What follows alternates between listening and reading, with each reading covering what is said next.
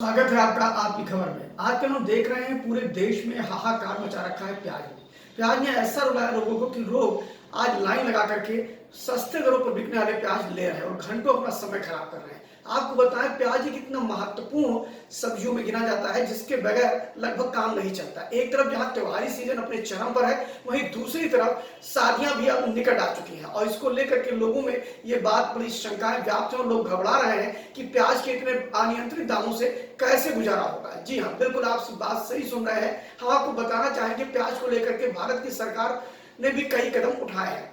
आपसे बताएं कि जो प्याज के दर बढ़ क्यों रहे हैं, पहले हम ये जानते हैं। प्याज के दाम बढ़ने के कई कारण होते हैं। फिलहाल उसमें से पहला कारण तो यह है कि प्याज की बुआई का जो रकबा है वो देर से बोया गया, इसलिए रबी के प्याज तो खत्म हो गए, लेकिन खरीफ के प्याजों की बिक्री अभी उसका उत्पादन हो नहीं पाया और ये माना जा रहा है कि नवंबर के अंतिम तक इसका उत्पादन प्रारंभ हो जाएगा। वहीं दूसरी तरफ कुछ राज्यों में प्याज के दाम बढ़ रहे हैं और कहीं पर स्थिर हैं। जैसे आपको बताना चाहेंगे कि प्याज के दाम राजस्थान, दिल्ली, उत्तर प्रदेश, मध्य प्रदेश जैसे राज्यों में बहुत तेजी से बढ़ रहे हैं। वहीं पर सरकार ने इनको नियंत्रित करने के लिए बफर स्टॉक का प्रयोग किया और सरकार ने अपनी दो एजेंसियों के माध्यम से लगभग जिन जिन राज्यों में प्याज के दाम ज्यादा है वहां पर प्याज कम दामों पर बेचना शुरू कर दिया है, जिसमें उत्तर प्रदेश, दिल्ली है, हरियाणा है और इसके साथ ही महाराष्ट्र में भी ये शुरू हो चुका है। आपको बताएं कि प्याज जो है वो तीन राज्य सबसे प्रमुखता से पैदा करते हैं, जिसमें महाराष्ट्र है, आंध्र प्रदेश और कर्नाटक है। इन तीनों राज्यों में लगभग प्याज तैयार हो रहे हैं और नवंबर के अंत तक ये प्याजों की खुदाई प्रारंभ हो जाएगी और फिर मार्केट में या मंडियों में प्याज की आवक बढ़ जाएगी और इसके बाद प्याज के दाम घटने ही घटने हैं। लेकिन आपको बताना चाहेंगे कि इतनी भीषण परिस्थितियों के बाद सरकार ने संज्ञान लिया और इसकी दो एजेंसियां हैं, एक को नेफ्टा बोलते हैं, एक को एनसिफ बोलते हैं, जिसमें नेशनल कंज्यूमर कोऑपरेटिव फेडरेशन। इसको सीधे कहा गया है कि एक तरफ तो आप सस्ते प्याज बेचिए और वहीं दूसरी तरफ कहा गया है कि जो सरकार ने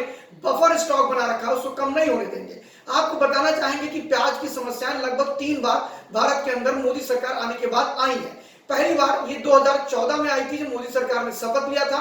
उसके बाद भी प्याज के दाम लगभग 100 तक गए थे और 100 से ऊपर भी जाने की होड़ में थे, लेकिन सरकार ने इमीडिएट नियंत्रण किया। और आपको बताएं कि उस समय के वित्त मंत्री अरुण जेटली, निर्मला सीतारमण वाणिज्य मंत्री और कृषि जो खाद्य प्रसारण मंत्री थे रामविलास पासवान जी, इनके साथ बैठ करके उन्होंने बड़ी योजना बनाई और इसको रोकने के लिए बफर स्टॉक जोन की बात करी। सरकार ने बफर स्टॉक जोन जो है प्याज का वो पहले 1.5 लाख तय किया था। उसके बाद पिछला जो दोबारा जब प्याज के दाम बढ़े तो उन्होंने इसको 2.5 लाख किया। और आपको बता दें कि इस बार जब प्याज के दाम बढ़े हैं सरकार ने 5 लाख बफर स्टॉक बनाने की बात करी है। नेफ्टा और एनसिफ से कहा है कि एक तरफ तो आप प्याज सस्ते बेचिए, वहीं पर बफर स्टॉक कम नहीं होना चाहिए। उन्होंने थोक मंडी से लेकर के फुटकर मंडियों में भी ये प्याज अब बहुत तेजी से बेचना शुरू कर दिया है। इसलिए प्याज के दाम ये माने जा रहे हैं कि जो प्याज के दाम 31 अक्टूबर के बाद लगातार बढ़ते चले जा रहे थे, नोएडा में 100 रुपए और यहां तक कि लखनऊ की मंडी में भी 80 से 100 रुपए को छू रहे थे, वही प्याज अब घट करके